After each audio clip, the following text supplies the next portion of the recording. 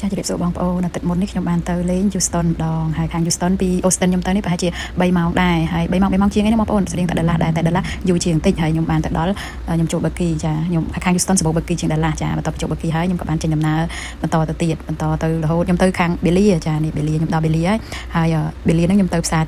ច្រើនណាស់ហុងកុងហើយនឹងផ្សារចិនមួយកន្លែងហ្នឹងខ្ញុំភ្លេចឈ្មោះបាត់ហើយបន្ទាប់ពីហ្នឹងមកខ្ញុំចូលទៅផ្សារខ្មែរផ្សារពូខ្មែរគាត់នៅឆ្ងាយដែរចេញពីបេលាចាឥឡូវកន្លែងគាត់នឹងមានលក់សពគ្រប់មានលក់ថ្នាំស្វាយមានលក់នេះមកអមក្រៀមហើយគ្រឿងការីច្រើនណាស់បងប្អូនខ្ញុំរៀបរាប់អត់អស់ទេមានសពមានគ្រប់ឥឡូវកាលមុនគាត់មាននេះគាត់លក់តែរបស់ផ្ទះលេខ2ចាឥឡូវនេះគាត់មានសពគ្រប់នេះរបស់ដែលគេបុកហើយអីហើយគ្រឿងក្រៅដែរនេះហើយអង្គគាត់មានច្រើនប្រភេទឥឡូវមុនគាត់មានតែមួយប្រភេទទេអង្គឥឡូវគាត់មានច្រើនប្រភេទហើយខ្ញុំក៏បានទិញដែរបានទិញអង្គទិញបានតែគ្រឿងក្រៅដូចជាការីដូចជាអីហើយនឹង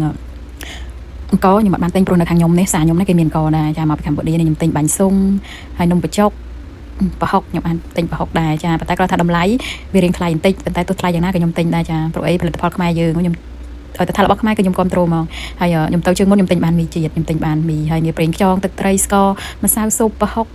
អីណាបុកកទួយហើយបុកអីគាត់មានទាំងអស់ចាហើយខ្ញុំទិញបានប្រហុកនេះឯងបងប្អូនហ្នឹងហើយខ្ញុំឧស្សាហ៍អូល្អមែនទែនរបស់ខ្មែរយើងល្អជាងរបស់ប្រទេសលេខ2ឆ្ងាយហើយ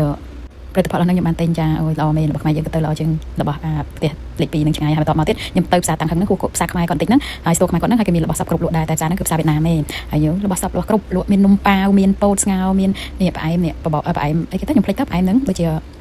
បោចដៅហ្នឹងហើយមានបាញ់ឆាវប៉ុន្តែគាត់ថាប្រហែលជាគេអាចនឹងបាញ់ឆាវគេរសជាតិស្រុកគេអញ្ចឹងមានណែមមាននំច័ក្កច័នចាននំច័ក្កច័នគេហ្នឹងហើយមានចេកនេះនំសំចេកអាំងចាហើយដលងគោគេធ្វើដូចយើងអញ្ចឹងនំអាកោនំអានេះនំបាយតណៅពោះចាមានពងមន់ពងទាលក់សពគ្រប់កន្លែងគេខ្ញុំមិនដាច់ចោលទេនេះតាហ៊ូចាអរគុណជម្រាបលាបងប្អូនសុខសប្បាយទាំងអស់គ្នា